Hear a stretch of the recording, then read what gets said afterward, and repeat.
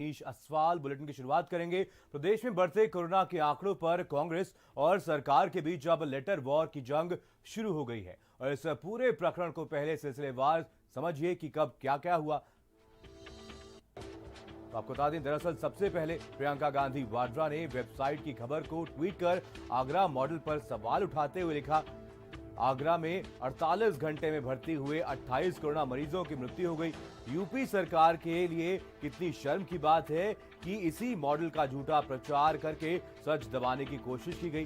सरकार की no test और नो कोरोना पॉलिसी का उन्होंने उस पर सवाल खड़े किए थे, लेकिन सरकार ने उसका कोई जवाब नहीं दिया। अगर यूपी सरकार सच दबा करके कोरोना मामले में इसी तरह से लगातार लापरवाही करती रही तो बहुत घातक होने वाला है।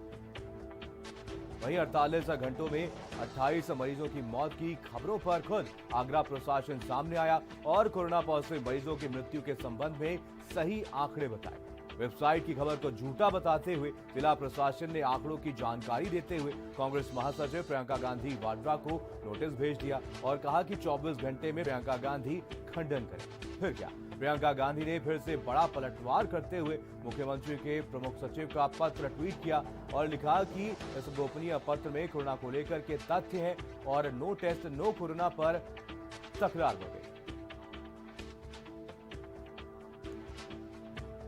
वीरेंद्र सिंह हमारे साथ हमारे स्टेट हेड और ज्यादा जानकारी के साथ जुड़ गए हैं। वीरेंद्र जी, एक ऐसा अभी समय चल रहा है जहां पर पूरा देश कोरोना से लड़ाई लड़ रहा है, इस महामारी से जूझने में लगा हुआ है, लेकिन उसके बावजूद यहां पर विपक्ष की तरफ से इस पूरे मामले को लेकर के भी राजनीति लगातार की जा रही है, क्या कहेंगे?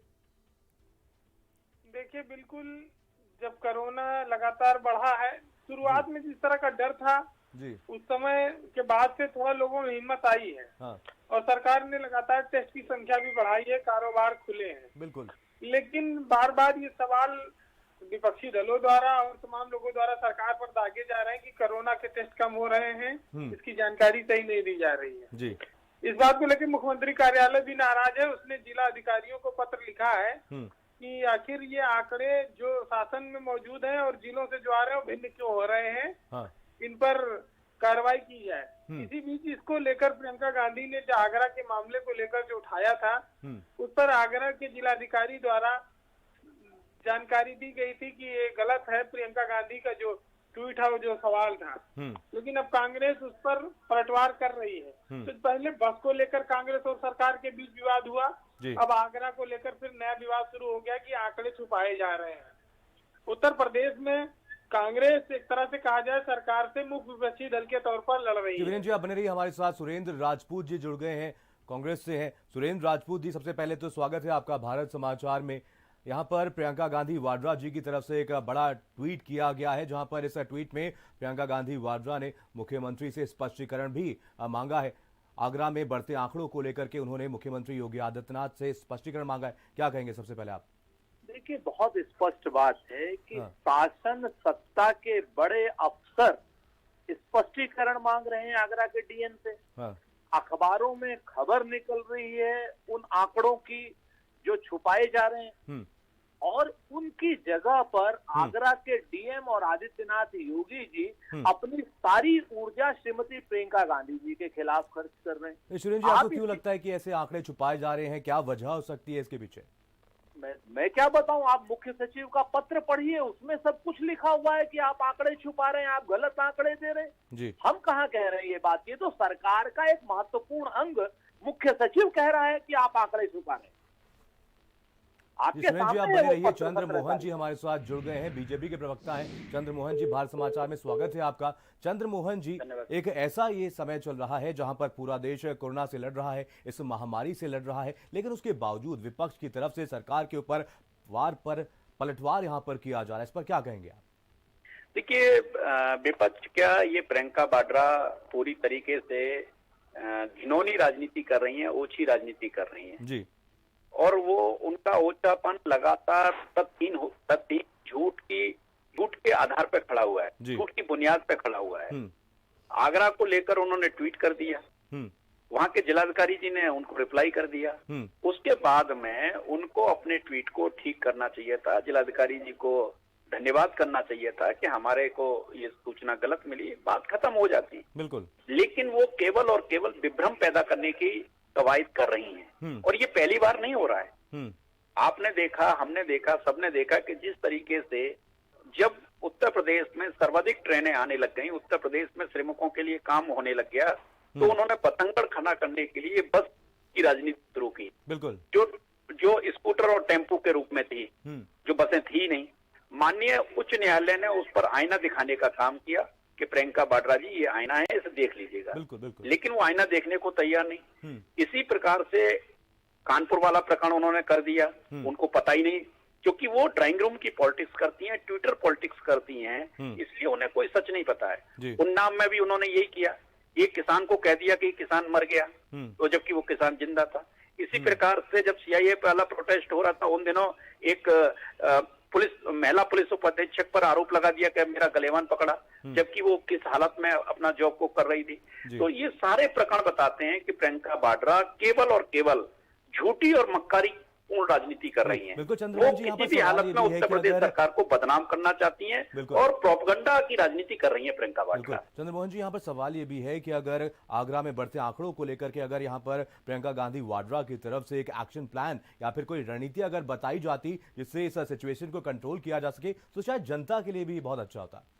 नहीं, आप ये बताओ कि कांग्रेस की सरकार पंजाब में है, कांग्रेस की सरकार राजस्थान में है, कांग्रेस की सरकार छत्तीसगढ़ में है, कांग्रेस महाराष्ट्र में सरकार में है और दिल्ली में भी अप्रत्यक्ष रूप से सरकार में है। दिल्ली को लेकर उन्होंने कोई सुझाव केजरीवाल को दिया क्या? वो रहती तो दिल्ली में, उत्तर प्रदेश में तो उनका रहना है ही नहीं, उनका घर नहीं है, लेकिन वो रहती दिल्ली में है।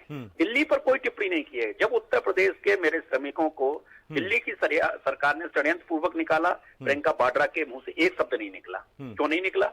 आप सब जानते हैं कि दिल्ली में क्या हालत है, दिल्ली की हालत बद से बदतर हो रहे हैं। आगरा के हमारे जिला प्रशासन से लेकर और सभी लोगों ने मिलकर आगरा की जो स्थिति जमात के कारण खराब हुई थी उसको संभालने का काम किया।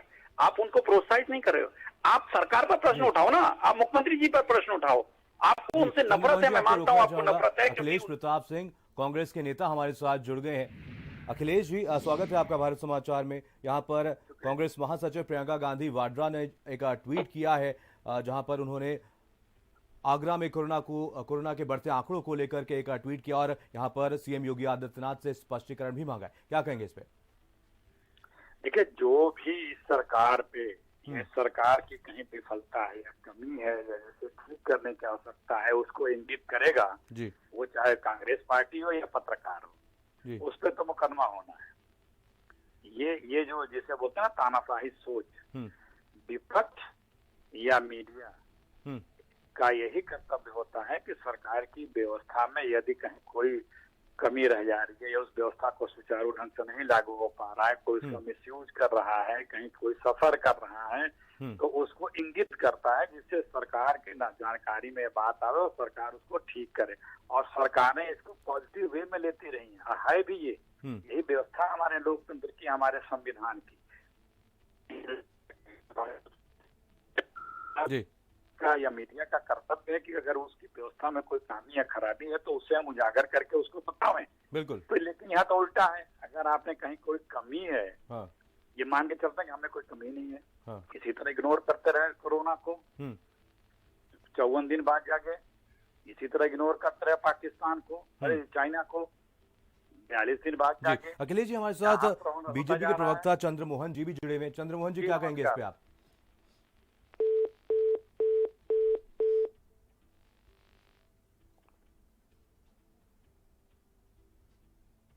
तो हमारा संपर्क यहाँ पर टूट गया है, एक बार फिर से संपर्क करने की कोशिश करेंगे। तो आपको बता दें इस पूरे मामले को लेकर के आंकड़ों के बढ़ने को लेकर के एक बार फिर से कांग्रेस ने यहाँ पर सरकार पर निशाना साधा है और इस पूरे मामले को लेकर के उन्होंने पलटवार भी किया है। तो आपको बता दें कि आगरा में कोरोना के आंकड़े लगातार बढ़ते ही जा रहे हैं और इस पूरे मामले को लेकर के कांग्रेस महासचिव प्रियंका गांधी वाड्रा ने एक ट्वीट किया है और डीएम आगरा के स्पष्टीकरण पत्र पर उन्होंने पलटवार किया और प्रियंका गांधी ने आक्रामक तेवर दिखाए और उन्होंने एक ट्वीट किया और मुख्यमंत्री योगी आदित्यनाथ से इस पूरे मामले पर 48 घंटे में स्पष्टीकरण की मांग की है और मुख्यमंत्री के प्रमुख सचिव का पत्र भी उन्होंने ट्वीट किया है और इस गोपनीय पत्र में कोरोना को लेकर के तथ्य हैं। ऐसा कहा गया, नो टेस्ट नो कोरोना पर तकरार अब बढ़ गई है और प्रियंका ने आगरा में कोरोना के बढ़ते मामलों को लेकर के ट्वीट किया और सरकार पर निशाना साधा। और चीन का चालबाज चेहरा सामने आया है। बॉयकॉट हुआ तो